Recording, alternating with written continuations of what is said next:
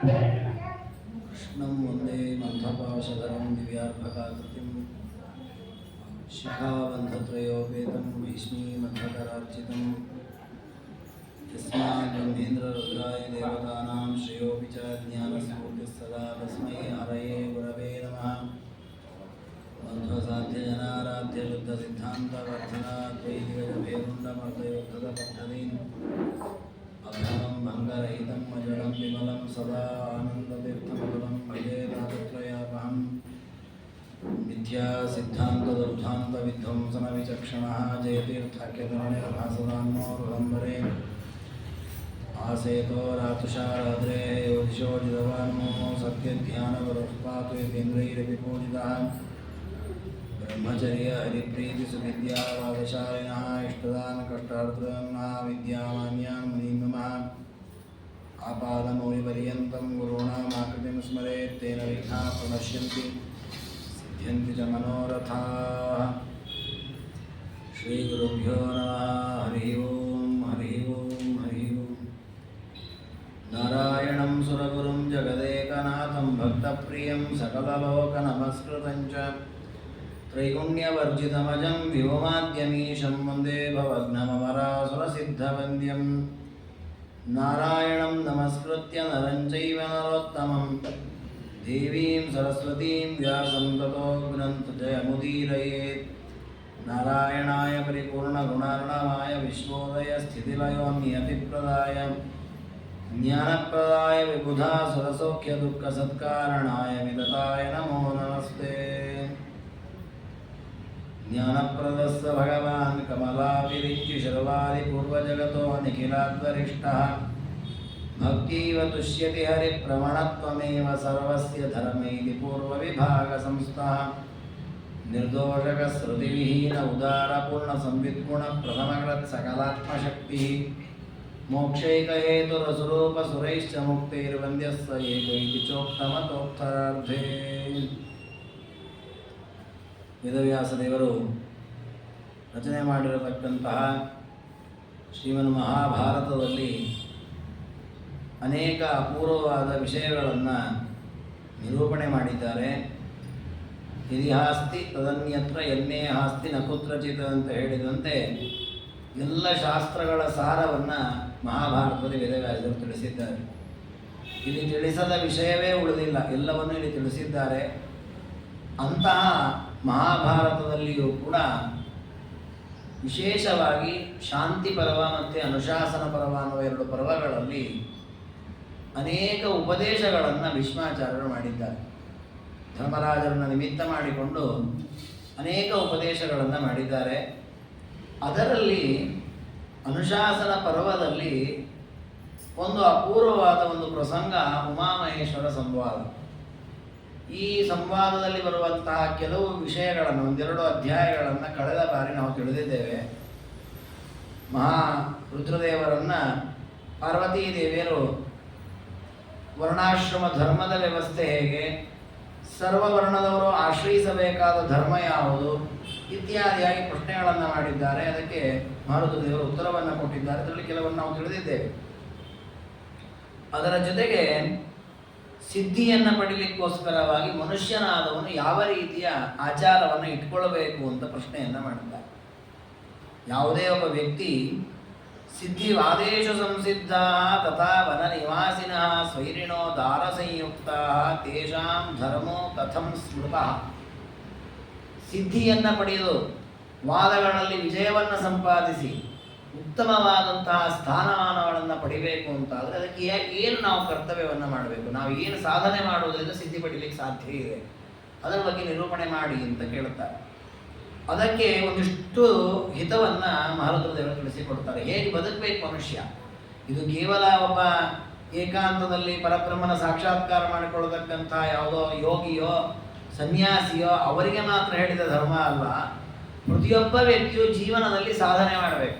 ಸಾಧನೆ ಅಂದರೆ ಮೋಕ್ಷೋಪಯೋಗ ಸಾಧನೆ ಮಾಡೋದಂತೂ ಹೌದೇ, ಅದು ಇಲ್ಲ. ಲೌಕಿಕವಾಗಿ ಬದುಕಿಕೊಂಡು ಏನಾದರೂ ಒಂದು ಸಾಧಿಸಬೇಕು, ನಾನೊಬ್ಬ ಮನುಷ್ಯನಾಗಿದ್ದಕ್ಕೆ ಏನಾದರೂ ಒಂದು ಅಚೀವ್ ಮಾಡಬೇಕು ಅಂತ ಇದ್ದರೆ ಏನು ಗುಣಗಳು ನಮ್ಮಲ್ಲಿ ಇರಬೇಕು, ನಾವು ಯಾವ ಗುಣಗಳನ್ನು ಇಟ್ಕೊಂಡಾಗ ನಿಜವಾಗಿ ಮನುಷ್ಯರಾಗ್ತೇವೆ, ಆ ವಿಷಯಗಳನ್ನು ನಿರೂಪಣೆ ಮಾಡ್ತಾರೆ ರುದ್ರದೇವರು. ಸರ್ವಭೂತೇಷು ಸಮ್ಯಕ್ ದದಾತ್ಯಭಯ ದಕ್ಷಿಣಾಂ ಹಿಂಸಾ ದೋಷ ವಿಮುಕ್ತಾತ್ಮ ಸವೈ ಧರ್ಮೇಣ ಯುಜ್ಯತೆ. ಒಬ್ಬ ವ್ಯಕ್ತಿ ಧಾರ್ಮಿಕನಾಗಿ ಬದುಕಬೇಕು ಅಂತಾರೆ ಮೊದಲು ಅವನಲ್ಲಿ ಇರಬೇಕಾದ ಗುಣ ಯಾವುದು ಅಂದರೆ ರುದ್ರದೇವರಂತಾರೆ ಅಭಯ ಅನ್ನುವ ಗುಣ ಅವನಲ್ಲಿ ಇರಬೇಕು. ಅಭಯ ಅಭಯ ಅಂದ್ರೆ ಏನು? ಭಯಪಡಿಸದೇ ಇರುವುದು, ಭಯವನ್ನು ಉಂಟು ಮಾಡಬಾರದು ಯಾರಿಗೂ ಕೂಡ. ಇದೊಂದು ಬಹಳ ದೊಡ್ಡ ಗುಣವನ್ನಾಗಿ ಮಹಾರುದ್ರದೇವರು ಹೇಳ್ತಾರೆ. ಸಾಧನೆಗೆ ಸಿದ್ಧಿಯನ್ನು ಪಡಿಬೇಕು ಅಂತಂದ್ರೆ ಮೊದಲು ಆ ಗುಣವನ್ನು ಸಂಪಾದಿಸಬೇಕು. ಧಾರ್ಮಿಕನಾಗಬೇಕು ಅಂತಂದ್ರೆ ಆ ಗುಣವೇ. ವಸುಧಾ ಈ ಗುಣ ದೈವಿ ಗುಣ ಅಂತ ಕರೆದಿದೆ. ದೇವತೆಗಳಲ್ಲಿರುವ ಒಂದು ಗುಣ ಅಭಯ ಅನ್ನುವಂತಹ ಗುಣ. ನೋಡಿ, ನಮ್ಮಲ್ಲಿ ದೇವತೆಗಳ ಅವತಾರವನ್ನೆಲ್ಲ ಹೇಳುತ್ತೆ ಪುರಾಣಗಳು. ಈ ದೇವತೆಗಳ ಅವತಾರ ಮಾಡಿದ್ರು, ಪರಮಾತ್ಮ ಅವತಾರ ಮಾಡಿದ ಅಂತ ಬೇರೆ ಬೇರೆ ಭಾಗವತಾರಗಳಲ್ಲೆಲ್ಲ ಬರುತ್ತೆ. ನೋಡಿ, ಆ ದೇವರ ಅವತಾರಗಳನ್ನ, ದೇವತೆಗಳ ಅವತಾರವನ್ನ ಹೇಳುವಾಗ ಪ್ರಸನ್ನವಾದ ವಾತಾವರಣ ಇರ್ತದೆ. ಸಜ್ಜನರೆಲ್ಲ ಆನಂದವಾಗಿರ್ತಾರೆ. ಅಂತಹ ಕಾಲದಲ್ಲಿ ದೇವತೆಗಳು ಅವತರಿಸಿದ್ರು. ದೇವತೆಗಳ ಪ್ರವೃತ್ತಿಯನ್ನು ಹೇಳುವಾಗಲೂ ಹಾಗೆ ಇರ್ತದೆ. ದೈತ್ಯರಂತ ಹೇಳುವಾಗ ಹಿರಣ್ಯಕಶಿಪು ಹುಟ್ಟಿದ, ಹಿರಣ್ಯಾಕ್ಷ ಹುಟ್ಟಿದ, ಅನೇಕ ಪ್ರಾಣಿಗಳು ಕೂಗ್ತಾ ಇದ್ದು, ಅನೇಕ ಪ್ರಾಣಿಗಳು ಗರ್ಜನೆ ಮಾಡಿದ್ದು, ಯುದ್ಧ ಮಾಡಿಕೊಂಡು, ದೀಪಗಳು ಶಾಂತವಾದವು. ಅಂದರೆ ವಾತಾವರಣವೇ ಭಯಪ್ರದವಾಗತ್ತೆ. ಅಂದರೆ ಭಯವನ್ನುಂಟು ಮಾಡುವ ಪ್ರವೃತ್ತಿ ದೈತ್ಯರ ಪ್ರವೃತ್ತಿ. ಭಯ ಇಲ್ಲದಂತೆ ನಿರ್ಭಯವಾಗಿ ಬದುಕುವಂತಹ ಒಂದು ಪ್ರವೃತ್ತಿ ಅದು ದೇವರ ಪ್ರವೃತ್ತಿ, ದೇವತೆಗಳ ಪ್ರವೃತ್ತಿ. ಅದಕ್ಕೆ ಕೃಷ್ಣ ಪರಮಾತ್ಮ ಭಗವದ್ಗೀತೆಯಲ್ಲಿ ದೈವೀ ಗುಣಗಳು ಅಂತ ಒಂದಿಷ್ಟು ಗುಣಗಳನ್ನು ಹೇಳ್ತಾರೆ, ಆಸುರಿ ಗುಣಗಳು ಅಂತ ಒಂದಿಷ್ಟು ಹೇಳ್ತಾರೆ. ಹಾಗೆ ದೈವೀ ಗುಣಗಳನ್ನು ಹೇಳುವಾಗ ದೇವರು ಮೊದಲು ಹೆಸರಿಸಿದ ಗುಣ ಯಾವುದು ಅಂತಂದ್ರೆ ಅಭಯಂ ಸತ್ವ ಸಂಶುದ್ಧಿ. ನಮ್ಮಲ್ಲಿ ಅಳವಡಿಸಿಕೊಳ್ಳಬೇಕಾದ ದೈವೀ ಗುಣ ಅಂದರೆ ಯಾವಂದ್ರೆ ಅಭಯ. ಯಾರು ಏನು ಬೇಕಾದ್ರೂ ನಮಗೆ ಮಾಡಲಿ, ನಮ್ಮಿಂದ ಯಾರಿಗೂ ಭಯ ಆಗಲ್ಲ. ಅಂದರೆ ಕೃಷ್ಣದೇವರ ಗೀತೆಯಲ್ಲಿ ಅವನೇ ಅದರ ವಿವರಣೆಯನ್ನು ಮಾಡಿದ್ದಾನೆ. ಯಸ್ಮಾನ್ ನೋದ್ವಿಜತೆ ಲೋಕೋ ಲೋಕಾನ್ ನೋದ್ವಿಜತೆ ಜಯ.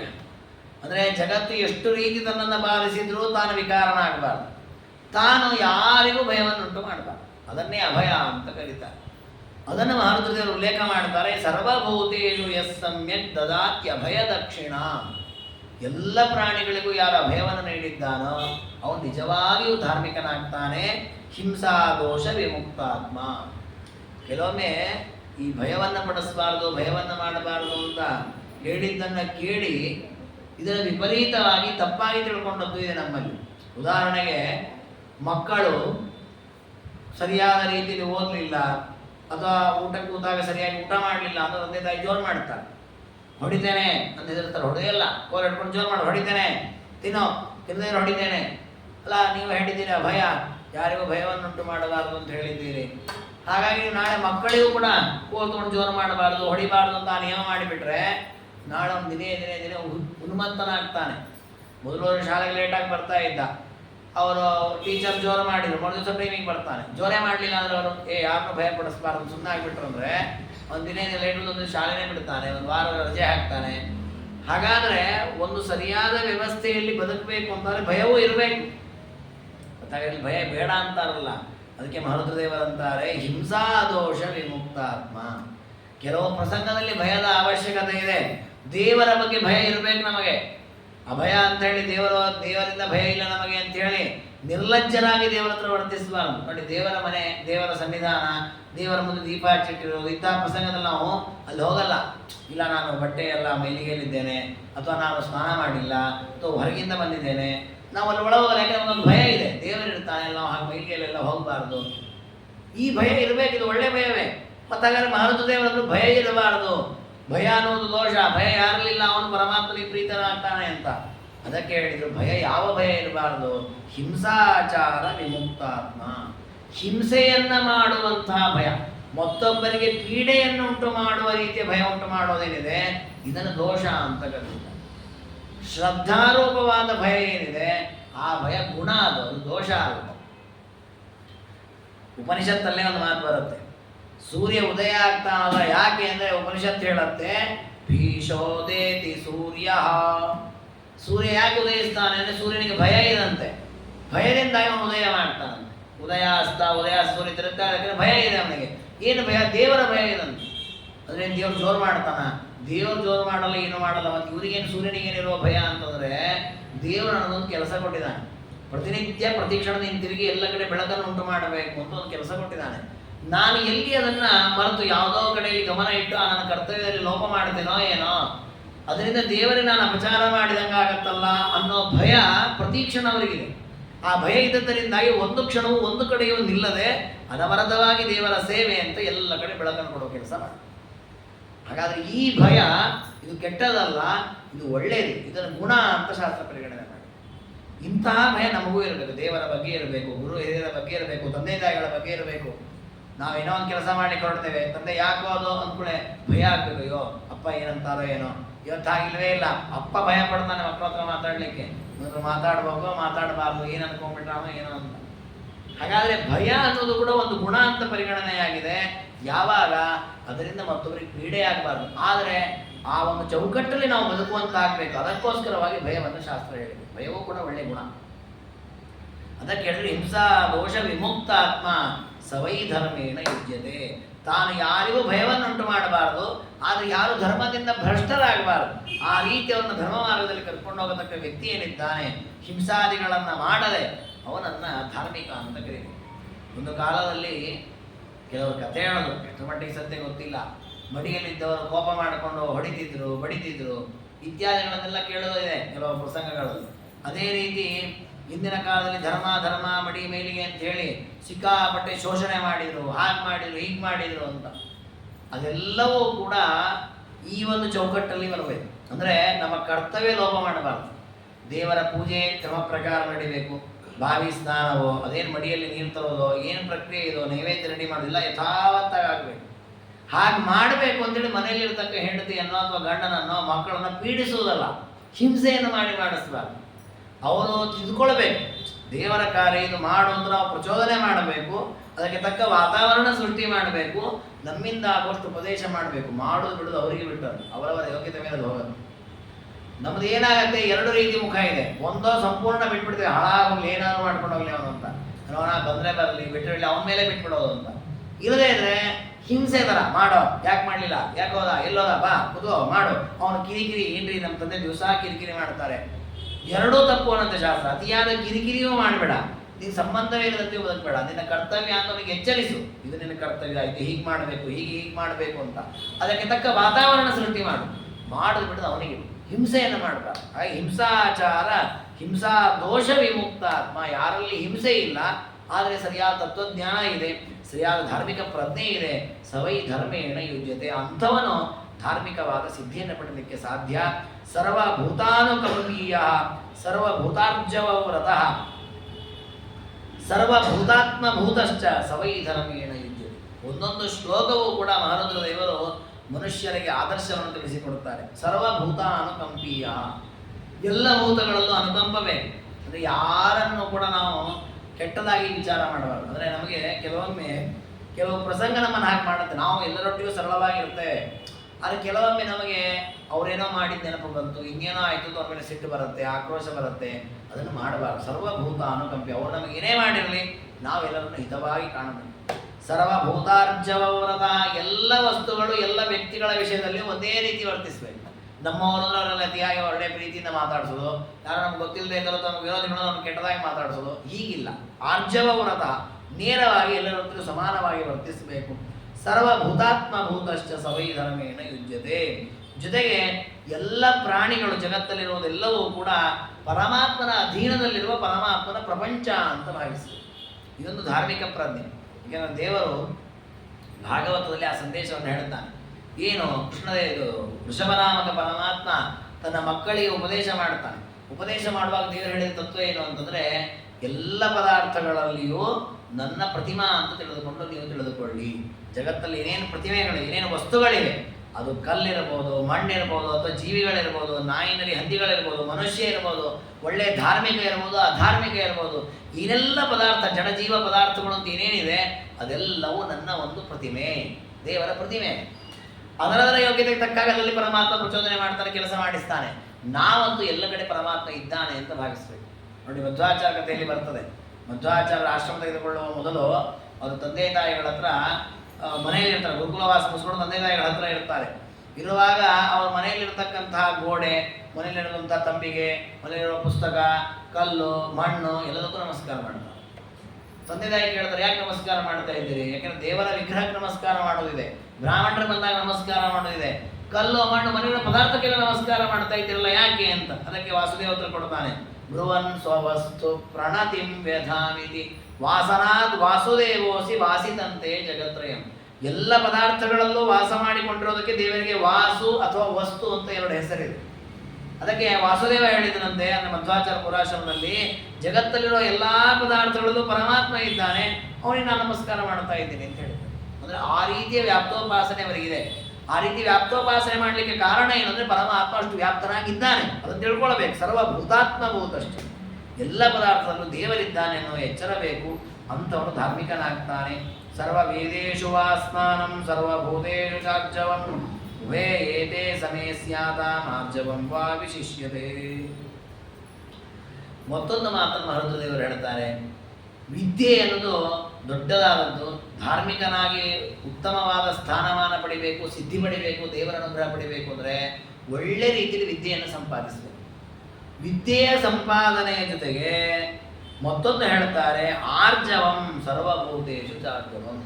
ಸರಳವಾಗಿರುವಂಥ ಸರಳತನ ಅಂತ ಹೇಳ್ತಾರೆ. ಬಹಳ ಸರಳ ಇದ್ದಾರೆ ದೇವರು ಅಂತೆಲ್ಲ ನಾವು ಮಾತಾಡ್ತೇವಲ್ಲ, ಆ ಸರಳತನವನ್ನೇ ರುಜುತನ, ಆರ್ಜವ ಅಂತ ಕರೀತಾರೆ.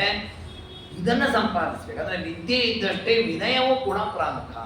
ಅದಕ್ಕೆ ನಮಗೊಂದು ಸುಭಾಷಿತ ಇದೆ, ಏನು, ವಿದ್ಯಾ ವಿನಯೇನ ಶೋಭತೆ. ವಿದ್ಯೆ ಶೋಭಿಸುವುದು ಯಾವಾಗ? ವಿನಯ ಇದ್ದ. ವಿದ್ಯೆ ಇದ್ದಷ್ಟೇ ಅಹಂಕಾರ ಪಡ್ತಾ ಇದ್ದ ಅಂತಾದರೆ ಅದು ಲೋಕದಲ್ಲಿ ಶೋಭೆಯನ್ನು ತಂದು ಕೊಡೋದು. ಲೋಕದಲ್ಲಿ ಅಷ್ಟೇ ಅಲ್ಲ, ಪರಮಾತ್ಮನಿಗೂ ಸಂತೋಷವಾಗಲ್ಲ. ವಿದ್ಯೆ ಇದ್ದಷ್ಟೇ ವಿನಯವೂ ಇರಬೇಕು.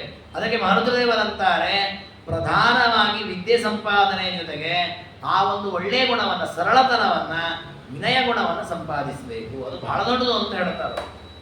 ಆರ್ಜವಂ ಧರ್ಮಮಿತ್ಯಾಹು ಅಧರ್ಮೋ ಜಿಹ್ಮ ಏವಚ ಆರ್ಜವೇನೇಹ ಸಂಯುಕ್ತ ನರೋ ಧರ್ಮೇಣ ಯುಜ್ಯತೆ. ಆರ್ಜವ ರುಜುತನ, ಸರಳವಾಗಿ ಒಂದೇ ರೀತಿಯಲ್ಲಿ ಬದುಕುದು, ಇನ್ನೊಂದು ಮುಂದೊಂದು ಅಂತ ಏನಿಲ್ಲವೇ ಇಲ್ಲ, ಒಂದೇ ರೀತಿಯಲ್ಲಿರುವಂಥದ್ದು, ಅದನ್ನು ಧರ್ಮ ಅಂತ ಕರೆದಿದೆ ಶಾಸ್ತ್ರ. ಅಂದರೆ ಇಲ್ಲಿ ಹಿಂದೊಂದು ಮುಂದೊಂದಿಲ್ಲ ಅಥವಾ ಸರಳವಾಗಿರ್ತಾನೆ ಅಂತಂತ ಹೇಳಿ ಅವನಷ್ಟೇ ಬಿಟ್ರೆ ಆಯ್ತಾ, ದೇವರು ಪಾಠ ಪ್ರವಚನ ಅಥವಾ ದೇವಸ್ಥಾನ ಆರಾಧನೆ ಏನು ಬೇಡವೇ ಬೇಡ, ಹಾಗಲ್ಲ. ನಮ್ಮ ಗೀತ ಕರ್ಮಗಳನ್ನೆಲ್ಲ ಮಾಡಬೇಕು. ಆ ಕರ್ಮಗಳ ಜೊತೆ ನಾವು ಅಳವಡಿಸ್ಕೊಳ್ಬೇಕಾದ ಧರ್ಮಾಚರಣೆ ಯಾವುದು ಅಂತಂದರೆ ನೇರವಾಗಿ ಬದುಕುವಂಥ ಒಂದೇ ರೀತಿಯ ವ್ಯವಸ್ಥೆ. ಕೆಲವೊಮ್ಮೆ ನಾವೇನು ಮಾಡ್ತೇವೆ, ನಮ್ಮ ಅನುಕೂಲಕ್ಕೆ ಬೇಕಾಗಿ ಹೇಳ್ತೇವೆ ಜನರಿಗೆ, ನಾವು ಮಾಡೋದು ಬೇರೆ ಏನೋ ಮಾಡ್ತಾ ಇರ್ತೇವೆ. ಯಾಕೆ ನಮಗದು ಮಾಡಲಿಕ್ಕೆ ಇಂಟ್ರೆಸ್ಟ್ ಇಲ್ಲ, ಅದು ನಮಗೆ ಅನುಕೂಲ ಇಲ್ಲ. ಕೇಳಿರೇನಂತೀವಿ, ಇಲ್ಲನೇ ನಮಗಾಗಲ್ಲ, ನಮ್ಗೆ ಹಿಂಗೆ ಬದುಕಲಿಕ್ಕೆ ಇಷ್ಟ, ನಾವು ಹೀಗೆ ಇರ್ತೀವಿ. ಮತ್ತು ಅದನ್ನೇ ಹೇಳಬೇಕಲ್ಲ, ಹೇಳುವಾಗ ಮಾತ್ರ ಮಾತಾಡೋದು, ಆಚರಣೆಯಲ್ಲಿ ಏನಿಲ್ಲ. ಹೀಗಾಗಬಾರ್ದು. ಅದಕ್ಕೆ ಹೇಳ್ತಾನೆ ದೇವರು, ಮಾರುತಿ ದೇವರು, ಆರ್ಜವಂ ಧರ್ಮಮಿತ್ಯಾವು. ನೇರವಾಗಿರುವಂತಹದ್ದು, ಸರಳವಾಗಿರುವಂತಹದ್ದು, ಒಂದೇ ರೀತಿಯಲ್ಲಿ ಬದುಕುವಂತಹದ್ದು ಏನಿದೆ, ದೊಡ್ಡ ಧರ್ಮಾಚರಣೆ. ಅಧರ್ಮ ಜಿಮ್ಮ ಉಚ್ಯತೆ. ಕುಟಿಲವಾಗಿರು, ವಕ್ರವಾಗಿರು, ಅಂದರೆ ಇನ್ನೊಂದು ಮಾತಾಡೋದು ಮುಂದೊಂದು ಮಾತನಾಡೋದು, ಮನಸ್ಸಿನಲ್ಲಿ ಬೇರೆ ಬೇರೆ ಅನ್ಕೊಳ್ಳೋದು, ಬಾಯಿಂದ ಏನು ಹೇಳದೇ ಇರೋದು, ಈ ರೀತಿಯಲ್ಲಿ ಬದುಕುವುದೇನಿದೆ ಇದನ್ನ ಕುಟಿಲತನ ಅಂತ ಕರೀತಾರೆ. ಇದನ್ನೇ ಮೋಸ ಅಂತ ಶಾಸ್ತ್ರ ಇದೆ. ಇದು ವಸ್ತುತಃ ಯಾರ್ದೋ ಬೇರೆಯವರ ವಿಷಯದಲ್ಲಿ ಹೀಗೆ ಬದುಕ್ತೇವೆ ಅಂತನಲ್ಲ, ನಮ್ಮ ಸಂಬಂಧಿಕರ ವಿಷಯದಲ್ಲಿ ಹೀಗಿರ್ತೇವೆ ನಾವು. ನಮ್ಮ ಬಂಧು ಬಾಂಧವರು, ಗಂಡ ಹೆಂಡತಿ, ಅಣ್ಣ ತಮ್ಮ, ಅಪ್ಪ ಮಕ್ಕಳು, ಇಂತಹ ಸಂಬಂಧದ ವಿಷಯದಲ್ಲಿಯೇ ಕೆಲವು ವಿಷಯನ ಮುಚ್ಚಿಡೋದು, ಕೆಲವು ವಿಷಯ ಹೇಳದೇ ಇರೋದು, ಕೆಲವು ವಿಷಯ ನಾವು ವ್ಯಂಗ್ಯವಾಗಿ ಮಾತಾಡೋದು. ಅಂದರೆ ಒಂದು ರೀತಿಯಲ್ಲಿ ನಾವೇ ನಮ್ಮ ಬದುಕನ್ನ ದುಃಖಕರವಾಗಿ ಮಾಡ್ಕೊಳ್ತಾ ಹೋಗ್ತೇವೆ. ಅದಕ್ಕೆ ರುದ್ರದೇವರಂತಾರೆ, ಸುಖವಾದ ಜೀವನ ಮಾಡಬೇಕಾ, ನೇರವಾಗಿ ಬದುಕು, ಸಿಟ್ಟು ಮಾಡ್ಕೊಳ್ಬೇಡ, ಕ್ರೋಧ ಮಾಡ್ಕೊಳ್ಬೇಡ, ನನ್ನ ಪ್ರವೃತ್ತಿ ಹೀಗೆ, ನನ್ನ ಆಲೋಚನೆ ಹೀಗೆ, ನನ್ನ ಆಚರಣೆ ಹೀಗೆ, ನೇರವಾಗಿ ಮಾಡ. ಕೆಲವೊಮ್ಮೆ ನಾವು ಹಾಗೆ ಮಾಡ್ಕೊಳ್ತೇವೆ, ನಮ್ದೇ ತಲೆಯಲ್ಲಿ ಏನೋ ಆಲೋಚನೆ ಇರುತ್ತೆ, ಅವರು ಅದನ್ನು ಹೇಳಲಿ ಅಂತ ಕಾಯ್ತಿರ್ತೇವೆ, ಅವ್ರು ಅದನ್ನು ಹೇಳಲ್ಲ, ಅವ್ರದ್ದು ಆಲೋಚನೆ ಅವ್ರು ಹೇಳ್ತಾರೆ, ನಮ್ದು ಆಲೋಚನೆ ನಾವು ಬಾಗಿಟ್ಟು ಹೇಳಲ್ಲ, ನಮ್ದು ಹೇಳದೆ ಅವ್ರದ್ದು ನಡೆಸ್ತಾ ಇದ್ದಾರಲ್ಲ ಅಂತ ಸಿಟ್ಟು ಬರುತ್ತೆ, ಆಕ್ರೋಶ ಮಾಡ್ತೇವೆ, ಅವ್ರಿಗೊಂದಿಷ್ಟು ಬೈತೇವೆ.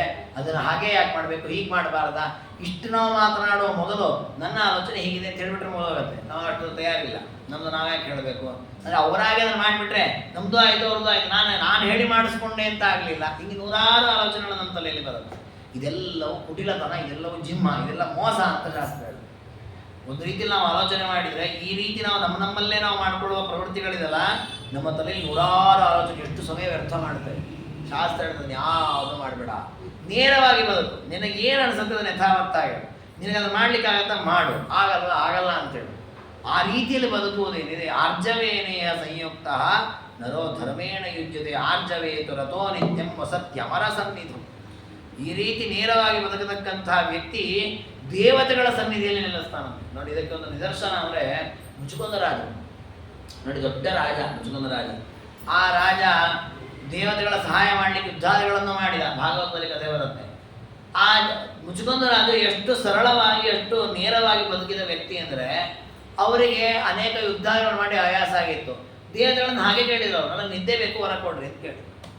ನಾವೇನು ಮಾಡ್ತೀವಿ, ನಮಗೂ ಆ ರೀತಿ ಆಯಾಸ ಆದರೆ ಏನಿಲ್ಲಪ್ಪ ಆಯಾಸ ಇಲ್ಲ, ಆರಾಮಾಗಿದೆ, ಇಲ್ಲ ತೊಂದರೆ ಇಲ್ಲ ತೊಂದರೆ ಅಂತೆಲ್ಲ ಹೇಳ್ಬಿಡೋದು.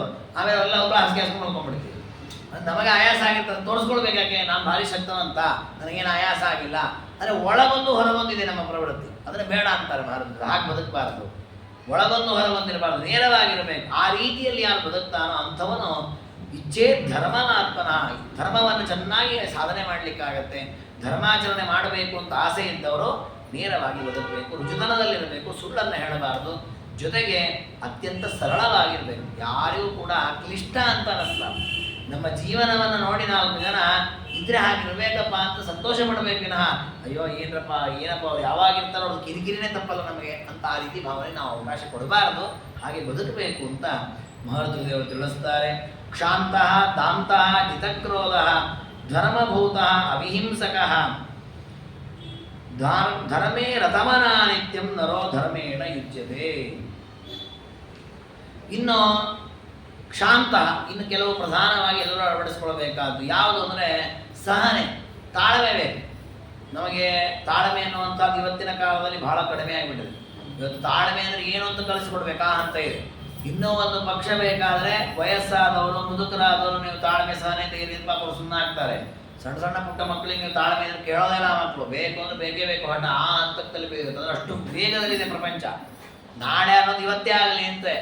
ಇವತ್ತ ಸಾಯಂಕಾಲಕ್ಕೆ ಹೋಗಿ ಈಗಲೇ ಸಿಗಲಿ, ಈ ಕ್ಷಣವೇ ಸಿಗಲಿ, ಇಲ್ಲೇ ಬುಕ್ ಮಾಡ್ತೀನಿ, ಬರಲಿ ಅದು ಇಲ್ಲಿಗೆ, ಅಷ್ಟು ಹಠದಲ್ಲಿದೆ, ವೇಗದಲ್ಲಿದೆ ಅಂತ. ಅಂದರೆ ನಮಗೆ ಒಂದು ಕ್ಷಣವೂ ಸಹಿಸ್ಕೊಳ್ಳಿಕ್ಕಾಗಲ್ಲ. ಒಂದು ಸಣ್ಣ ಕಾಯಿಲೆ ಏನೋ ತಲೆನೋವು ಬಂತು, ಡಾಕ್ಟರ್ ಹತ್ರ ಹೋಗಿ ತಲೆ ಪೂರ್ಣ ಸ್ಕ್ಯಾನ್ ಮಾಡಿ ಅದು ಇದೆಲ್ಲ ಮಾಡಿ ಒಂದಿಷ್ಟು ಮಾತ್ರೆ ಕೊಟ್ಟು ಅವನ ಮಾತ್ರೆಗಳನ್ನು ಬರೆದಿರೋ ಲೀಸ್ಟ್ ನೋಡಿ ತಲೆನೋವು ಹೋಗ್ಬಿಡುತ್ತೆ ಅವನಿಗೆ. ಅಷ್ಟು ಅವನು ಚೆಕಪ್ ಮಾಡ್ತಾರೆ. ಅಂದರೆ ಅಷ್ಟು ಅಭಿವೃದ್ಧಿಯಾಗಿದೆ ನಮ್ಮ ತಂತ್ರಜ್ಞಾನ. ಆದರೆ ಇದರಿಂದ ಏನಾಯಿತು ಅಂದರೆ ಮನುಷ್ಯ ಸಹನೆಯನ್ನೇ ಕಳ್ಕೊಂಡ್ಬಿಟ್ಟ. ಅವನಿಗೆ ತಾಳ್ಮೆ ಅನ್ನೋದೇ ಇಲ್ಲ. ಮುಂಚಿನ ಕಾಲದಲ್ಲಿ ಎಷ್ಟೋ ದಿನಗಳವರೆಗೂ ಒಂದು ವಿಷಯಕ್ಕೋಸ್ಕರ ತಾಳ್ಮೆಯಿಂದ ಕಾಯ್ತಾ ಇದ್ರು. ಇವತ್ತು ದಿನಗಳೆಲ್ಲ ಕಾಯುವ ಕ್ಷಮೆ, ಗಂಟೆಗಳನ್ನು ಕಾಯಲಿಕ್ಕೂ ತಯಾರಿಲ್ಲ ಯಾರು ಕೂಡ. ಎಲ್ಲ ಇಮಿಡಿಯೇಟ್ ಆಗಬೇಕು ಅಂತ. ಈ ರೀತಿಯಲ್ಲಿ ನಾವು ಬದುಕ್ತಾ ಇರೋದ್ರಿಂದ ನಮಗೇನಾಗಿದೆ ಅಂದರೆ ಸುಖವೇ ಇಲ್ಲ, ಪ್ರತಿಕ್ಷಣ ದುಃಖ ಪ್ರಾಪ್ತಿಯಾಗುತ್ತೆ. ಅದಕ್ಕೆ ಹೇಳ್ತಾರೆ ಭಾರತ ದೇವರು, ಕ್ಷಾಂತಃ, ಚೆನ್ನಾಗಿ ಸಹಿಸ್ಕೊಳ್ಬೇಕು. ಏನು ಬಂದರೂ ಸಹಿಸಬೇಕು. ಅದು ಒಳ್ಳೆಯದೇ ಬರಲಿ ಕೆಟ್ಟದೇ ಬರಲಿ. ಇದರ ಹಿನ್ನೆಲೆ ಏನಿದೆ ಅಂದರೆ ನಮಗೆ ಬರುವ ಒಳ್ಳೆ ಕೆಟ್ಟದೆಲ್ಲವೂ ಕೂಡ ನಮ್ಮ ಕರ್ಮದ ಫಲ. ಆ ಎಚ್ಚರ ನಮಗಿಲ್ಲ, ಅದಕ್ಕೆ ನಮಗೆ ಸಹಿಸ್ಕೊಳ್ಳಿಕ್ಕೆ ಆಗ್ತಾ ಇಲ್ಲ. ಈಗ ನಾನೇ ಒಂದು ಸಂತೋಷದಿಂದ ಪ್ರೀತಿಯಿಂದ ಒಂದು ರಸಾಯನವೋ ಒಂದು ಏನೋ ಸ್ವೀಟ್ ಏನೋ ರಚನೆ ಮಾಡಿದ್ದೇನೆ. ಆಗ ಅದನ್ನು ತಿನ್ನುವಾಗ ನನಗೆ ಚೆನ್ನಾಗಿಲ್ಲ, ಬೇಡ, ಅದೊಂದೇ ಸಲ ಬಿಸಾಡೋದಿಲ್ಲ, ನೋಡೋಣ ಇನ್ನೊಂದು ತೀಸ್ ತಿನ್ನೋಣ, ಚೆನ್ನಾಗಿರ್ಬೋದೇನೋ. ಅದು ಚೆನ್ನಾಗಿಲ್ಲದೆ ಇದ್ರೂ 10 ಸಲ ಪ್ರಯತ್ನ ಮಾಡ್ತೇವೆ, ಅದು ಏನಿದೆ ಸಬದು ನೋಡೋಣ ಅಂತ. ಅದೇ ಮತ್ತೊಬ್ಬರು ಮಾಡಿದರೆ ಒಂದು ಸ್ವಲ್ಪ ರುಚಿ ಬೇಡ, ನಂಗೆ ಬೇಡ, ಸಹನೆ ಇಲ್ಲ ನಮಗೆ. ಅದಕ್ಕೆ ಶಾಸ್ತ್ರ ಹೇಳುತ್ತೆ ತಾಳ್ಮೆಯನ್ನು ಸಂಪಾದಿಸು. ಅಂದರೆ ದಾಸರ ತಾಳ್ಮೆಗಿಂತನೇ ತಪವೂ ಇಲ್ಲ. ತಾಳ್ಮೆ ಇಲ್ಲದೆ ನಾವೇನು ಸಾಧಿಸ್ಲಿಕ್ಕೆ ಸಾಧ್ಯ. ಕ್ಷಾಂತಃ ದಾಂತಃ ಜಿತಕ್ರೋಧ. ಆ ಕ್ಷಾಂತಿಗೆ ದಾಂತಿ ಬೇಕು. ದಾಂತ ಅಂದರೆ ಇಂದ್ರಿಯ ನಿಗ್ರಹ. ಇಂದ್ರಿಯಗಳ ನಿಗ್ರಹ ಆಗಬೇಕು ಅಂತಾದರೆ ಸಹನ ಗುಣವನ್ನು ಸಂಪಾದಿಸಬೇಕು. ಸಹನ ಗುಣ ಇದ್ದವನಿಗೆ ಇಂದ್ರಿಯ ನಿಗ್ರಹ ಆಗತ್ತೆ. ಇದೆರಡು ಒಂದಕ್ಕೊಂದು ಜಾಯಿಂಟ್ ಆಗಿದೆ. ಅಂದರೆ ಕಣ್ಣು ಕಿವಿ ಮೂಗು ಇವೆಲ್ಲ ನಮ್ಮ ವಶದಲ್ಲಿತ್ತು ಅಂದರೆ ಏನು ಬೇಕಾದ್ರೂ ಸಹಿಸ್ಬೋದು. ಏನು ಬೇಕಾದ್ರೂ ಸಹಿಸ್ತೇನೆ ಅನ್ನೋ ಭಾವನೆ ಬಂದಾಗ ಕಣ್ಣು ಕಿವಿ ಮೂಗು ಸುಮ್ಮನೆ ಇರ್ತಾವೆ, ಇಲ್ಲಿರೋ ಸುಮ್ಮನೆ ಇರಲ್ಲ. ಅದಕ್ಕೆ ನಾವು ಮೊದಲು ಮಾಡಬೇಕಾದ್ದೇನೆಂದರೆ ನಮ್ಮ ಮನಸ್ಸನ್ನು ಗಟ್ಟಿ ಮಾಡಬೇಕು. ಏಕೆಂದರೆ ಇಂದ್ರಿಯಗಳು ಅಲ್ಲಿ ಇಲ್ಲಿ ಹೋಗ್ತಾವೆ, ಅದು ಬೇಕು ಇದು ಬೇಕು ಅಂತ ಬಯಸ್ತಾವೆ. ಮನಸ್ಸನ್ನು ನಮ್ಮ ವಶದಲ್ಲಿ ಇಟ್ಕೊಳ್ಬೇಕು. ಯಾವುದು ನಮಗೆ ಹಿತ, ಯಾವುದು ಅಹಿತ, ಯಾವುದರಿಂದ ನನ್ನ ಕರ್ತವ್ಯ ನನ್ನ ಧರ್ಮಾಚರಣೆ ನಡೆಯುತ್ತೆ, ಯಾವುದರಿಂದ ಧರ್ಮ ಲೋಪವಾಗತ್ತೆ, ಇದನ್ನು ಮುಕ್ತವಾಗಿ ಆಲೋಚನೆ ಮಾಡಿ. ಅದಕ್ಕೆ ನಮ್ಮಲ್ಲಿ ಹೇಳಿದ್ದು ಒಂದು ಸ್ವಲ್ಪ ಹೊತ್ತು ನಮಗೋಸ್ಕರ ನಾವು ಇಟ್ಕೊಳ್ಬೇಕು ಜೀವನದಲ್ಲಿ. ಪ್ರತಿನಿತ್ಯ ಒಂದು 10 ನಿಮಿಷವೋ ಅರ್ಧ ಗಂಟೆಯೋ ನಮ್ಮ ಬಗ್ಗೆ ನಾವು ಆಲೋಚನೆ ಮಾಡಬೇಕು. ನಾನು ಏನು ಮಾಡ್ತಾ ಇದ್ದೇನೆ, ನನ್ನ ಇಂದ್ರಿಯಗಳ ಕೆಲಸ ಏನು ನಡೀತಾ ಇದೆ, ನಾವು ನಮ್ಮ ಬಗ್ಗೆ ಆಲೋಚನೆಯೇ ಮಾಡ್ತಾ ಇಲ್ಲ. ಅದು ಆ ರೀತಿ ಬದುಕ್ತಾ ಇದ್ದೇವೆ. ನೋಡ್ತೇವೆ ಏನು ಚೆನ್ನಾಗಿ ಕಾಣ್ತದೆ, ಅದೆಲ್ಲ ನನಗಿರಲಿ, ಒಳ್ಳೇದು ಬೇಕು ಕೆಟ್ಟದ್ದು ಬೇಡ, ಅಷ್ಟೇ ನಮ್ಮ ತಲೆಯಲ್ಲಿ ಓಡ್ತಾ ಇರೋದು. ಅದು ನನಗೆ ಹಿತವೋ ಅಹಿತವೋ ಇಲ್ಲ, ನನಗೆ ಇದು ಸುಖ ಸಾಧನ ಅಂತ ಕಾಣುತ್ತೆ, ಬೇಕದು. ಅದು ನಾಳೆ ನಂಗೆ ಅನಿಷ್ಟವನ್ನು ಮಾಡುವುದು. ನಮ್ಮ ಆಲೋಚನೆದೆಲ್ಲ ಇಲ್ಲ. ನೋಡಿದೆ ಯಾವುದೋ ಒಂದು ಒಳ್ಳೆ ಮೊಬೈಲ್ ಇತ್ತು, 20,000 ಕೊಡಿ ತೊಗೊಂಬಂದೆ, ಬೇಕು ನನಗೆ ಅಷ್ಟೇ. ಅದು ಅದರಿಂದ ನನಗೆ ಒಳ್ಳೇದಾಗತ್ತೋ ಕೆಟ್ಟದಾಗತ್ತೋ ಆ ಆಲೋಚನೆ ಮಾಡುವಷ್ಟು ಪೇಷನ್ಸ್ ಇರಲ್ಲ. ಅದಕ್ಕೆ ಹೇಳಿದ್ರು ಇಂದ್ರಿಯಗಳನ್ನು ವಶ ಮಾಡಿಕೊ, ತಾಳ್ಮೆಯನ್ನು ತಾಳು, ಒಂದಿಷ್ಟು ಸಹನೆ ಗುಣವನ್ನು ಸಂಪಾದಿಸು, ಜಿತಕ್ರೋಧ ಕೋಪವನ್ನು ಗೆಲ್ಲಬೇಕು. ಧರ್ಮ ಭೂತೋ ವಿಹಿಂಸಕ. ಕೋಪವನ್ನು ಮಾಡ್ಕೊಂಡ್ಮೇಲೆ ನಾವು ಧರ್ಮ ಮಾಡಲಿಲ್ಲ ಅಂತಲೇ ಅರ್ಥ, ಅಧಾರ್ಮಿಕರು ಅಂತಲೇ ಅರ್ಥ. ಕೋಪವನ್ನು ಗೆಲ್ಲಬೇಕು. ವಾಚೋ ವೇಗಂ ಮನಸಃ ಕ್ರೋಧ ವೇಗಂ, ಮಹಾಭಾರತದಲ್ಲಿ ಭೀಷ್ಮಾಚಾರ್ಯ ಕೊಟ್ಟ ಉಪದೇಶ. ಮಾತಿನಲ್ಲಿ ನಮ್ಮ ವಶದಲ್ಲಿ ಮಾತನ್ನಿಟ್ಟುಕೊಳ್ಬೇಕು, ಕೆಟ್ಟ ಮಾತು ಬಾಯಿಂದ ಬರಬಾರದು, ಕ್ರೋಧವನ್ನು ಗೆಲ್ಲಬೇಕು. ಅವಿಹಿಂಸಕ, ಯಾರ ಹಿಂಸೆಯನ್ನು ಮಾಡಬಾರದು. ಧರ್ಮೇ ರತಮಾನಾನಿತ್ಯಂ, ಧರ್ಮದಲ್ಲಿ ಆಸಕ್ತನಾಗಬೇಕು. ಅಂಥವನು ಧರ್ಮದ ಫಲವನ್ನು ಪಡೀಲಿಕ್ಕೆ ಸಿದ್ಧಪುರುಷನಾಗಲಿಕ್ಕೆ ಅರ್ಹನಾಗ್ತಾನೆ. ಇದನ್ನೆಲ್ಲ ನಾವು ಋಷಿವಿನಗಳಲ್ಲಿ ಕಾಣಬಹುದು. ಅವರಲ್ಲಿರತಕ್ಕಂತಹ ಸಹನೆ, ಅವರಲ್ಲಿರತಕ್ಕ ಇಂದ್ರಿಯ ನಿಗ್ರಹ, ಅವರಲ್ಲಿರತಕ್ಕಂತಹ ಕ್ರೋಧವನ್ನು ಜಯಿಸುವ ಶಕ್ತಿ. ಎಲ್ಲರನ್ನ ಬಿಟ್ಬಿಡೋಣ. ಪ್ರಹ್ಲಾದರಾಜರು, ಎಷ್ಟು ಪುಟ್ಟನಾದ ಬಾಲಕನಾದಂತಹ ಪ್ರಹ್ಲಾದರಾಜರು ಎಂಥ ಸಹನೆ ಇದ್ದವರಲ್ಲಿ. ನಮ್ಮದು ಸಾಧ್ಯ ಇಲ್ಲ. ತಂದೆ ಅಷ್ಟು ಕಟುವಾಗಿ ಅಷ್ಟು ರೀತಿಯಲ್ಲಿ ಪೀಡೆ ಕೊಡ್ತಾ ಇದ್ರು ಕೂಡ ರಾಮ ಕೃಷ್ಣ ಹರಿ ದೇವರ ಸ್ಮರಣೆ ಮಾಡ್ತಾ ಇದ್ರು. ನಾವಾಗಿದ್ರೆ ನಿಂಗೆ ತಲೆ ಕೆಟ್ಟಿದ ಅಂತ ಅಪ್ಪನೊಂದಿಷ್ಟು ಬೈದು ಇನ್ಮೇಲೆ ನಿನ್ನ ಮನೆಗೆ ಬರಲ್ಲ ಹೋಗಿ ಅಂತ ಮನೆ ಬಿಟ್ಟು ಓಡಿ ಹೋಗ್ತಿದ್ವಿ. ಅವ್ರ ಮನೆ ಬಿಟ್ಟು ಎಲ್ಲೂ ಹೋಗ್ಲಿ, ಮನೆಯಲ್ಲೇ ಇದ್ರು. ಅಪ್ಪನೇ ಬೇಕಾದ್ರೆ ಹೊರಗೆ ಕಳಿಸ್ಲಿ, ನಾನಂತೂ ಎಲ್ಲೂ ಹೋಗಲ್ಲ. ಅವ್ರ ಅಪ್ಪನೇ ಹೇಳಿರ್ಬೇಕಾದ್ರೆ ನೀನೊಬ್ಬ ಒಟ್ಟಿಗೆ ಇಬ್ಬರು ಕಾಡಿ ಹೋಗಿ ತಪಸ್ ಮಾಡೋಣ ಅಂತ ಹೇಳಿದ್ರು. ಅವರಪ್ಪ ತಯಾರಾಗಲಿಲ್ಲ ಅಷ್ಟೇ ಕಾಡಿ ಹೋಗಿ. ಆದರೆ ಅಷ್ಟು ತಾಳ್ಮೆ ಇದೆ ಅವರಲ್ಲಿ, ಸಹನೆ ಇದೆ. ಯಾಕೆ? ಇಂದ್ರಿಯಗಳೆಲ್ಲ ಅವರ ವಶದಲ್ಲಿದೆ.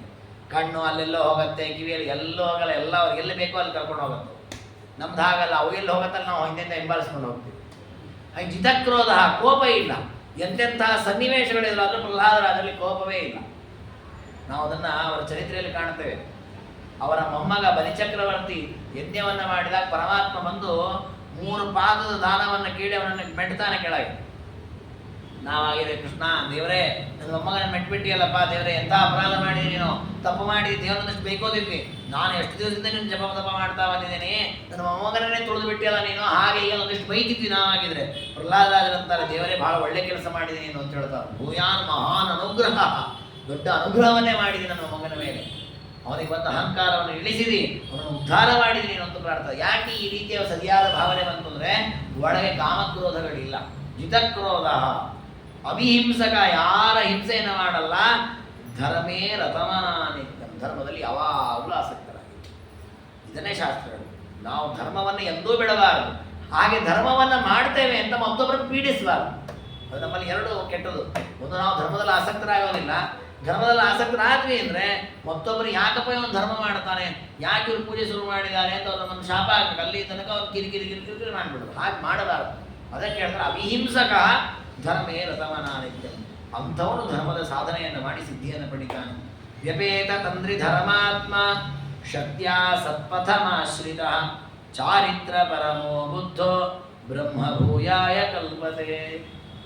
ನೋಡಿ, ಮಹಾರುದ್ರದೇವರು ಮಾಡಿದ ಉಪದೇಶ ಯಾರ ಬರೀ ವೇದಾಂತಿಗಳು ಅಥವಾ ಕೊನೆ ಕಾಲದಲ್ಲಿ ಮನೆಯಲ್ಲಿ ತಂಪಾಡಿ ತಾವು ಸಾಧನೆ ಮಾಡೋ ಅವ್ರಿಗೆ ಮಾತ್ರ ಅಲ್ಲ, ಸಣ್ಣ ಪುಟ್ಟ ಬಾಲಕರಿಂದ ಪ್ರತಿಯೊಬ್ಬರೂ ಜೀವನದಲ್ಲಿ ಸುಖವಾಗಿ ಬದುಕಿದ್ರೆ ಇದನ್ನೆಲ್ಲ ಗುಣ ಸಂಪಾದಿಸ್ತೇವೆ. ಇವತ್ತು ನಾವು ನೋಡ್ತಾ ಇದ್ದೇವೆ, ಯುವತಿಯರಿಗೆ ಕ್ಷಮಾಗುಣವೇ ಇಲ್ಲ. ಅದರಿಂದ ಎಷ್ಟು ಗಲಾಟೆಗಳಾಗತ್ತೆ. ನಮಗೆ ಇವತ್ತು ಬೇಕಾದಷ್ಟು ಕೇಸುಗಳನ್ನು ನಾವು ಕೇಳ್ತೇವೆ. ಮದುವೆಯಾಗಿ ವರ್ಷ ಆಗಿರುತ್ತೆ, ವಿಚ್ಛೇದನ ಆಗತ್ತೆ.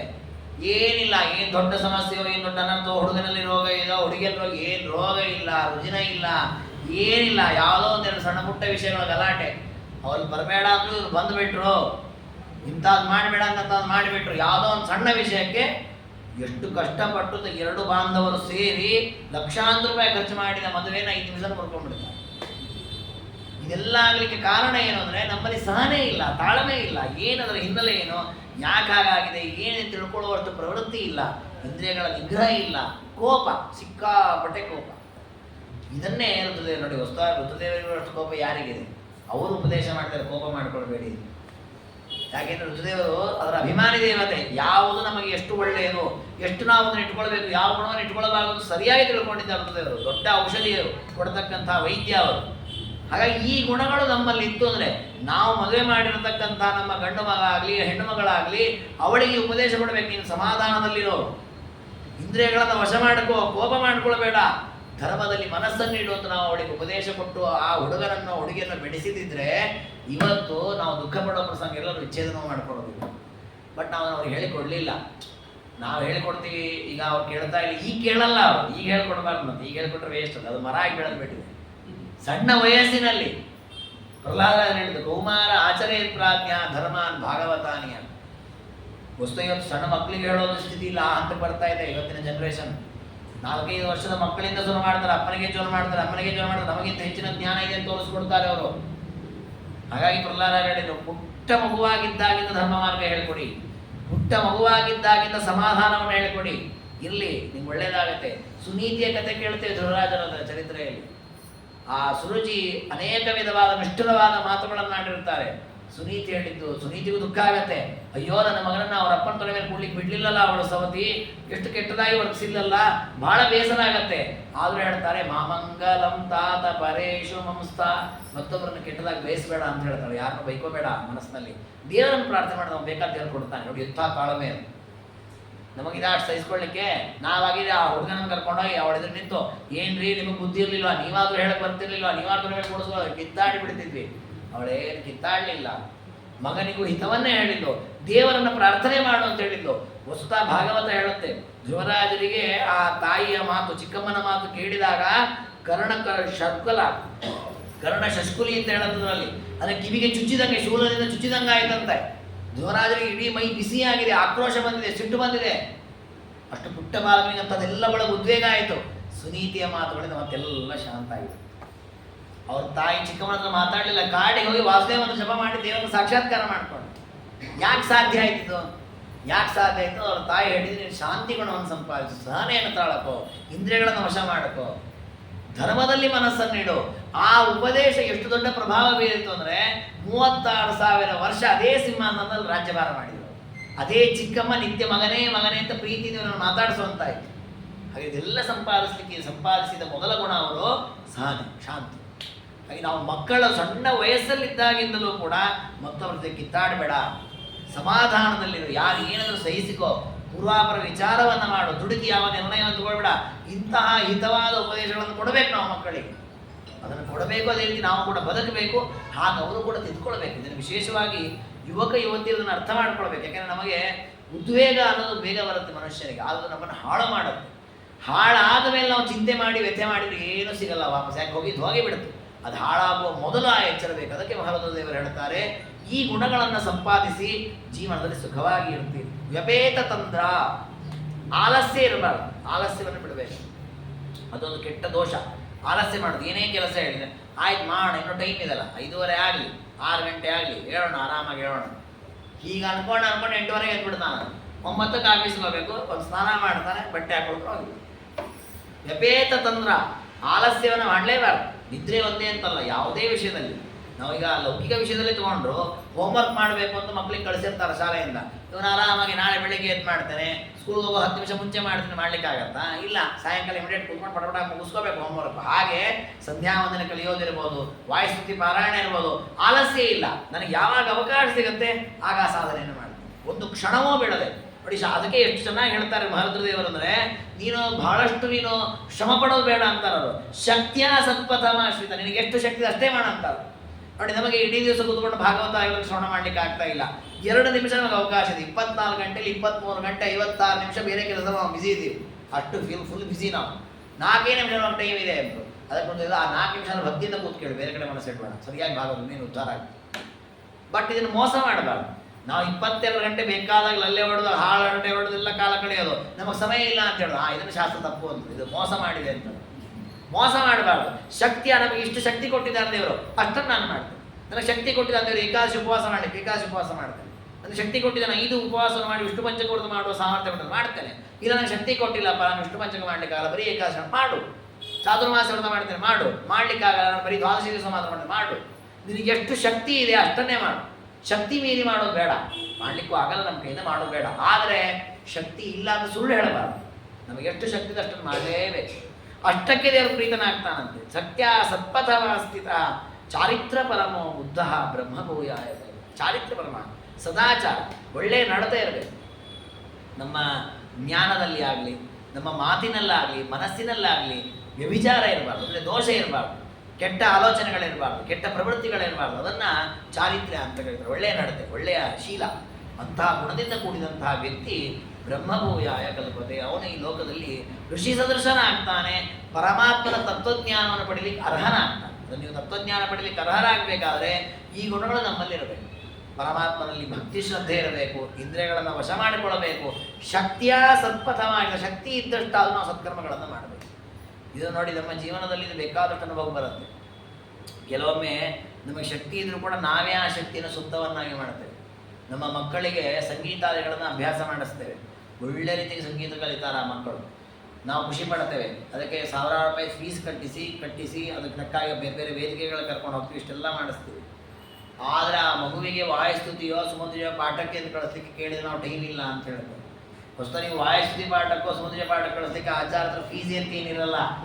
ಮತ್ತೆ ನೀವು ಕಷ್ಟಪಡಬೇಕಾಗಿಲ್ಲ. ಅವ್ರು ಎಲ್ಲಿ ಬೇಕಾದ್ರೂ ಸ್ಟೇಜ್ ಹಚ್ಚಿ ವಾಯಿಸ್ತಿ ಅನ್ನಿಸ್ತಾರೆ ಆ ಹುಡುಗನ ಹತ್ರ. ನಾವು ಅವ್ನು ಕಳಿಸೋದೇ ಇಲ್ಲ, ಅವ್ನು ಕಳಿಸಿದ್ರೆ ಅವ್ನು ಮುಂದೆ ಓದೋದು. ನಾವೇ ಅವ್ರಿಗೆ ಏನು ಮಾಡಿಬಿಟ್ಟು ಉಪನಯನ ಆದ್ಕೊಂಡು 2 ತಿಂಗಳು ರಜೆ ಇತ್ತು, ಆ ಸಂಧ್ಯಾವನ ಮಾಡಪ್ಪ, ಮುಗಿತಾ ರಜೆ, ಇನ್ನು ನೋಡು ಅನುಕೂಲ ನೋಡ್ಕೊಂಡು ಶನಿವಾರ ಭಾನುವಾರ ಮಾಡು. ಅವ್ನು ಮೊದಲೇ ಕಾಯ್ತಾ ಇದ್ದ ಬಿಡಲಿಕ್ಕೆ, ಶನಿವಾರ ಭಾನುವಾರದ ಹೆಸರೆಲ್ಲ ಇಡೀ ತಿಂಗಳು ಬಿಡ್ತಾನೆ. ಅದಕ್ಕೆ ಹೇಳಿದ್ರು ಶಕ್ತಿಯ ಸತ್ಪಥಮಾಶಿತ. ನಮಗೆ 24 ಗಂಟೆಲಿ ಒಂದು 10 ನಿಮಿಷ ಸಂಧ್ಯಾನ ಮಾಡಿಸ್ಲಿಕ್ಕೆ ಟೈಮ್ ಇಲ್ವಾ? ಎಷ್ಟು ಬೇಡವಾದ ಕೆಲಸ ಮಾಡ್ತೇವೆ. ಟಾಕೀಸಿಗೆ ಹೋಗ್ಲಿಕ್ಕೆ ಟೈಮ್ ಇದೆ ನಮಗೆ, 3 ಗಂಟೆ ಅಲ್ಲಿ ಫಿಲಮ್ ನೋಡ್ಕೊಂಡು ಬರ್ಲಿಕ್ಕೆ ಟೈಮ್ ಇದೆ. ಬೇಡವಾದ ಹೋಟೆಲ್ ಹೋಗಿ ತಿಂದು ಬರ್ಲಿಕ್ಕೆ ಟೈಮ್ ಇದೆ. ಬೇಡವಾದ ಹರಟೆ ಹೊಡಿಲಿಕ್ಕೆ 2 ಗಂಟೆ ಕೂತ್ಕೊಳ್ತೇವೆ.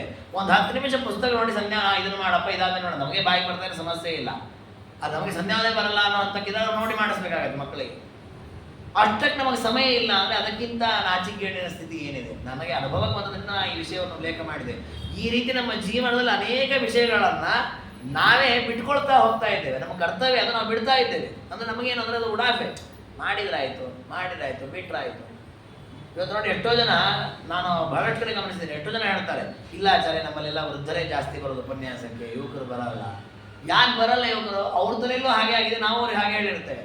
ಇಲ್ಲಿ ಬಿಟ್ಟರೆ ಪಾಪ ನೀವು ಆಫೀಸಲ್ಲಿ ನಿಮ್ಮ ಕೆಲಸ ಎಲ್ಲ ಬಿಸಿ ಇರ್ತೀರಿ, ಹಾಗಿದ್ದೆಲ್ಲ ರಿಟೈರ್ಡ್ ಆದ್ಮೇಲೆ ಬಂದು ಕೇಳಿದ್ರೆ ಆಯ್ತು. ಏನು ಬರ್ತಾವೆ ನಾವು ರಿಟೈರ್ಡ್ ಆದ್ಮೇಲೆ? ರಿಟೈರ್ಡ್ ಆಗೋದ್ರೆ ನಾವು ಬದುಕಿರ್ತೇವೆ ಅನ್ನೋದೇ ಗ್ಯಾರಂಟಿ ಇಲ್ಲ. ಆ ಹೊತ್ತಿಗೆ ಇನ್ನೇನು ಪ್ರೆಷರ್ ಬರುತ್ತೋ ಗೊತ್ತಿಲ್ಲ. ಅದಕ್ಕೆ ಶಾಸ್ತ್ರ ಇದೆಲ್ಲ ನಾವು ಮಾಡಿಕೊಂಡದ್ದು. ವಸ್ತು ಇಷ್ಟು ಕೆಲಸಗಳ ಒತ್ತಡ ಇದ್ದಾಗ ಪ್ರತಿನಿತ್ಯ ತನಗೆ ಬೇಕಾದ ಪದಾರ್ಥ ಮಾಡಿ ತಿಂತಾನೆ. ಇಷ್ಟು ಕೆಲಸಗಳ ಒತ್ತಡದಲ್ಲಿ ತನಗೆ ಬೇಕಾದ ರೀಲ್ಸ್ಗಳನ್ನು ನೋಡ್ತಾನೆ ಮೊಬೈಲಲ್ಲಿ, ಅದಕ್ಕೆ ಟೈಮ್ ಇದೆ ಅವನಿಗೆ. ಅದು ಇಲ್ಲಿ ಬಂದ 5 ನಿಮಿಷ ಉಪನ್ಯಾಸ ಕಡೆಗೆ ಒಂದು ಸಮಯ ಇಲ್ಲ. ಯಾಕಂದ್ರೆ ಅವನು ಯುವಕ, ಅವ್ನು ಬಹಳಷ್ಟು ಬಿಸಿ ಇರ್ತಾನೆ. ಇದನ್ನೇ ಶಾಸ್ತ್ರ ಹೇಳಿದ್ದು. ಇದು ನಮ್ಮನ್ನು ನಾವೇ ಕಟ್ಟಿ ಹಾಕೊಂಡದ್ದು. ಮತ್ತೊಬ್ರು ಯಾರೋ ನಮ್ಮನ್ನು ಕಟ್ಟಿ ಹಾಕಿದ್ದಲ್ಲ, ಮತ್ತೊಬ್ರು ಯಾರೋ ನಮಗೆ ಪಾಪವನ್ನು ಮಾಡಿಸಿದ್ದಲ್ಲ, ಮತ್ತೊಬ್ರು ಯಾರೋ ನಮಗೆ ದುಃಖವನ್ನು ಕೊಟ್ಟದಲ್ಲ. ಆತ್ಮೈವ ಹ್ಯಾತ್ಮನವ ಬಂದು ಆತ್ಮೈವ ರಿಪುರಾತ್ಮ, ನಮಗೆ ನಾವೇ ಶತ್ರುಗಳ. ಅದಕ್ಕೆ ಮಹಾರುದ್ರದೇವರು ಹೇಳಿದ್ರು ಈ ಗುಣಗಳನ್ನು ಸಂಪಾದಿಸಿ. ಶಕ್ತಿ ಮೀರಿ ಏನು ಮಾಡೋದು ಬೇಡ. ನಿಮ್ಮ ಶಕ್ತಿ ಇದ್ದಷ್ಟು ಸತ್ಕರ್ಮಗಳನ್ನು ಮಾಡಿ, ಒಳ್ಳೆಯ ಆಚಾರವನ್ನು ಸಂಪಾದಿಸಿ, ಒಳ್ಳೆಯ ನಡತೆಯನ್ನು ಸಂಪಾದಿಸಿ, ಅದು ಧಾರ್ಮಿಕವಾಗಿ ಪರಮಾತ್ಮನ ಅನುಗ್ರಹವನ್ನು ಸಂಪಾದಿಸಲಿಕ್ಕೆ ಸಾಧ್ಯವಿದೆ. ಆಶ್ರಮಾಭಿರತಾರೇವ ತಾಪಸಾಯೇ ತಪೋಧನ ದೀಪ್ತಿಮಂತಕ್ಕಯಾ ಚೈವ ಚರ್ಯಯ ತಪವಂತಿತೆ. ಇಷ್ಟೆಲ್ಲ ಉಪದೇಶವನ್ನು ಕೇಳಿದರು ಪಾರ್ವತೀದೇವಿ. ಸಂತೋಷ ಆಯಿತು. ಅವರಂದರು ಭಾಳ ಒಳ್ಳೆಯ ಉಪದೇಶ ಮಾಡಿದ್ರಿ, ಸಂತೋಷ ಆಯಿತು ನನಗೆ. ಇನ್ನೂ ಕೆಲವು ಪ್ರಶ್ನೆಗಳಿವೆ. ಅದರಲ್ಲಿ ಒಂದು ಪ್ರಶ್ನೆ ಯಾವುದು ಅಂದರೆ, ನಾವು ಈ ಕೈಲಾಸದಲ್ಲಿ ವಾಸ ಮಾಡ್ತೇವೆ, ನಮ್ಮದು ಬಿಡಿ. ಲೋಕದಲ್ಲಿ ಅನೇಕರು ಮನೆಗಳಲ್ಲಿ ವಾಸ ಮಾಡ್ತಾರೆ, ಅರಮನೆಗಳಲ್ಲಿ ವಾಸ ಮಾಡ್ತಾರೆ, ಗೃಹಸ್ಥರಿರ್ತಾರೆ, ಅವ್ರು ಚೆನ್ನಾಗಿರ್ತಾರೆ, ಅದರಲ್ಲೇನು ಆಶ್ಚರ್ಯ ಇಲ್ಲ. ಕಾಡಿನಲ್ಲಿರ್ತಾರೆ ಋಷಿಮನೆಗಳು, ಅದು ಅಲ್ಲಿ ಏನು ಎಲ್ಲೋ ಸ್ನಾನ ಮಾಡ್ತಾರೆ, ಏನೋ ತಿಂತಾರೆ, ಗಂಟೆ ಗಣಸು, ಕಠಿಣವಾದ ವ್ರತ ನಿಯಮ, ತಪಸ್ಸು, ಕೂದಲುಗಳೆಲ್ಲ ಜಟ ಬಿಟ್ಕೊಂಡು ಬಿಟ್ಟಿರ್ತಾರೆ. ನೋಡ್ಲಿಕ್ಕೆ ಮೊದಲು ಭಾರೀ ಕಾಂತಿ ಇರುತ್ತದೆ. ದೀಪ್ತಿಮಂತಹ ವನಾಸ್ಥಿತ ತಾಪಸಾಯೇ ತಪೋಧನ ಆಶ್ರಮಾಭಿರತ. ಅವರೇನು ಸುಗಂಧ ದ್ರವ್ಯಗಳನ್ನೆಲ್ಲ ಹಚ್ಕೊಂಡು ಮುಖ ಲೇಪನ ಮಾಡ್ಕೊಂಡದ್ದಲ್ಲ, ಸಹಜವಾಗಿ ಅವ್ರ ಮುಖದೊಂದು ಅದ್ಭುತವಾದ ಕಾಂತಿ ಇದೆ. ಇದು ಹೇಗೆ ಸಾಧ್ಯ? ಯಾಕಂದ್ರೆ ನಾವು ಎಷ್ಟದಕ್ಕೆ ಮೈ ಮೇಲೆ ಬೇರೆ ಬೇರೆ ಬಣ್ಣ ಎಲ್ಲ ಬಳಕೊಂಡು ನಮ್ಮ ಮುಖದಲ್ಲಿ ಆ ಕಾಂತಿ ಬರಲ್ಲ. ಆದರೆ ಅವರು ಕಾಡಿನಲ್ಲಿ ವಾಸ ಮಾಡ್ತಿರ್ತಾರೆ, ಯಾವುದೇ ಸುಗಂಧ ದ್ರವ್ಯಗಳನ್ನು ಬಳಸೋದಿಲ್ಲ, ನೋಡ್ಲಿಕ್ಕೆ ಮಾತ್ರ ಭಾರೀ ಕಾಂತಿ ಇದೆ ಅವರದ್ದು. ಇದನ್ನು ನಾವು ಇದರಲ್ಲಿ ಕೇಳುತ್ತೇವೆ ಸೌಭರಿ ಋಷಿಗಳ ಕಥೆಯಲ್ಲಿ. ಮಾಂಧಾತ ರಾಜನ ಮಕ್ಕಳನ್ನು ಮದುವೆ ಮಾಡಿಕೊಳ್ತೇನೆ ಅಂತ ಬರ್ತಾರೆ ಸೌಭರಿ ಋಷಿಗಳು. ವಯಸ್ಸಾಗಿರುತ್ತವರಿಗೆ.